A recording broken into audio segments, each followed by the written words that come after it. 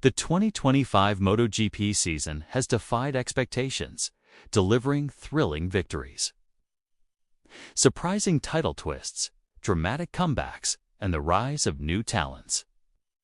But as the championship crossed its midpoint at Bundo, it wasn't the on-track drama that dominated discussions in the paddock. Instead, attention shifted to developments off the circuit. MotoGP stands at the threshold of a new chapter.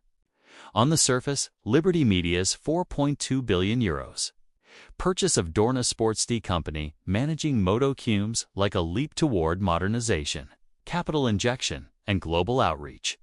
However, behind the optimism lies a growing unease. Is this transformation, a revival in the making, or the beginning of MotoGP's drift into Formula One style over-commercialization? Concerns are mounting. By July 2025, Liberty Media finalized its acquisition, securing an 84% share in Dorna. What began as an encouraging April 2024 announcement turned into a prolonged regulatory labyrinth, delayed by European Union antitrust scrutiny over potential media monopolies. Eventually, clearance was granted, and MotoGP officially joined Liberty's expanding sports empire. Dorna's chief commercial officer, Don Rosamondo, captured the mood with humor, saying he never wanted to see another lawyer's email. Yet, his outlook quickly turned hopeful. He expressed confidence in working alongside Liberty, praising industry veteran Chase Carey. From a business standpoint, the horizon appears promising, but growth often comes with trade-offs.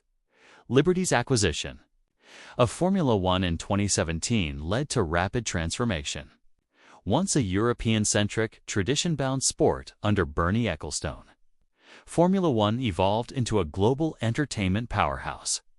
Netflix's drive to survive gave drivers celebrity status, social media engagement soared, and new races emerged. In Miami, Las Vegas, and Saudi Arabia, while viewership surged, many fans lamented a loss of authenticity. For longtime MotoGP followers, that's the looming nightmare. A glitzy, commercialized version of a sport loved for its raw intensity. Livio Suppo, a respected former team principal, voiced caution. He emphasized the differences between the two sports, describing MotoGP as a distinct entity requiring a unique approach. He also noted MotoGP's advantage in television formats.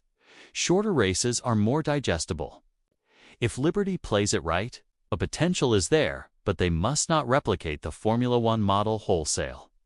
This is the heart of fans' anxiety. MotoGP isn't simply Formula One on two wheels.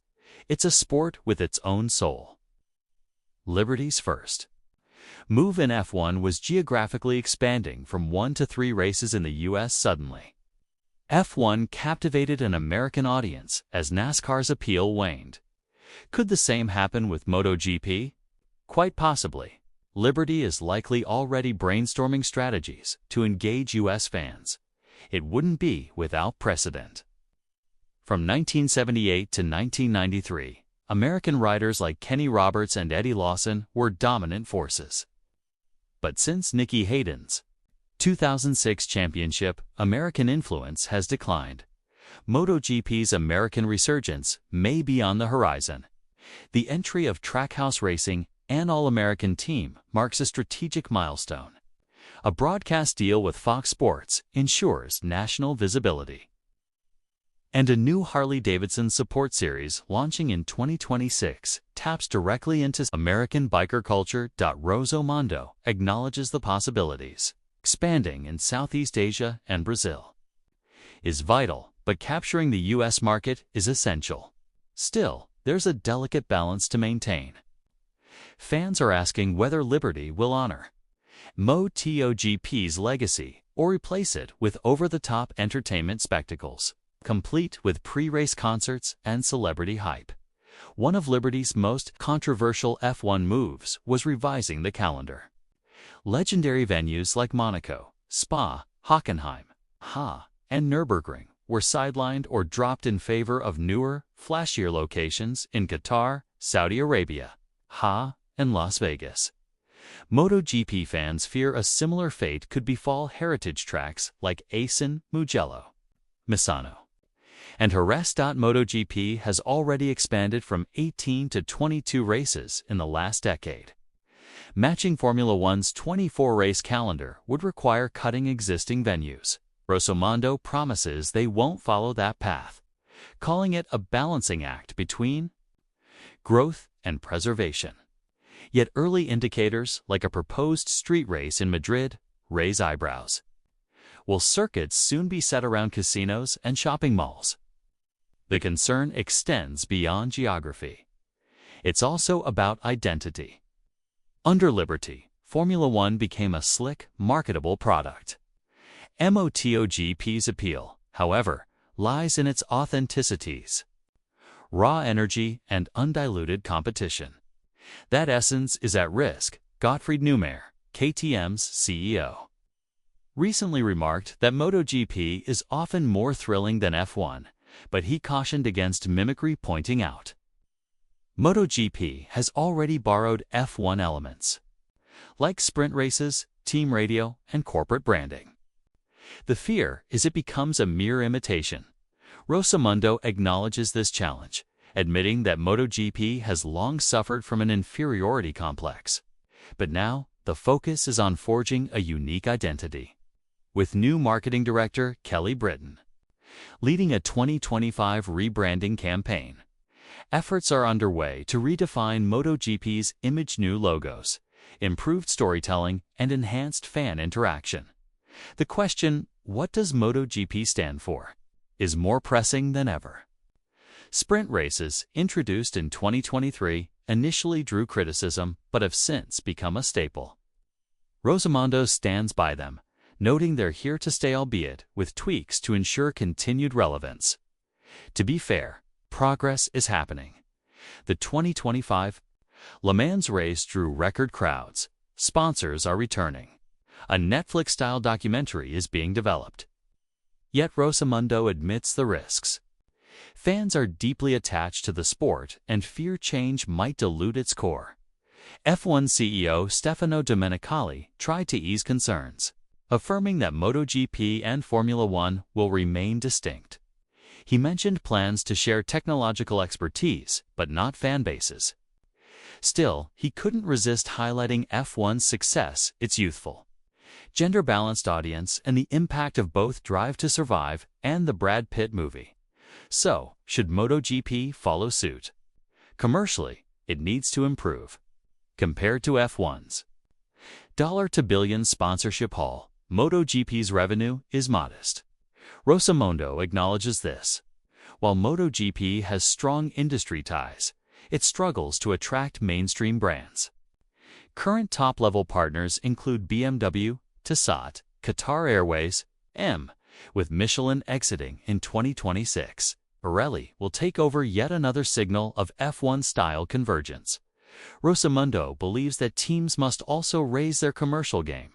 He points to Zak Brown's McLaren, which boasts over 60 sponsors, as a model. For MotoGP to grow, the entire ecosystem needs lifting. Will Liberty's extensive network help? Most likely, but fans worry that increased sponsorship will bring polish at the expense of passion. Nevertheless, some see this as a pivotal moment. KTM's Pit Buyer views Liberty's involvement as a major endorsement of MotoGP's global potential. He says 2027 rule development is already underway, and Liberty's input could spark the innovation the sport needs. Even skeptics like Livio Suppo hold cautious hope. The key, they say, is for Liberty to handle the sport with care. Rosomondo emphasizes that they're just beginning. There's no grand 100-day plan. The focus will be on enhancing marketing, refining media rights, engaging fans, and building strategic partnerships. Longer-term changes may include more U.S. races and documentary content. Some changes will be trial and error.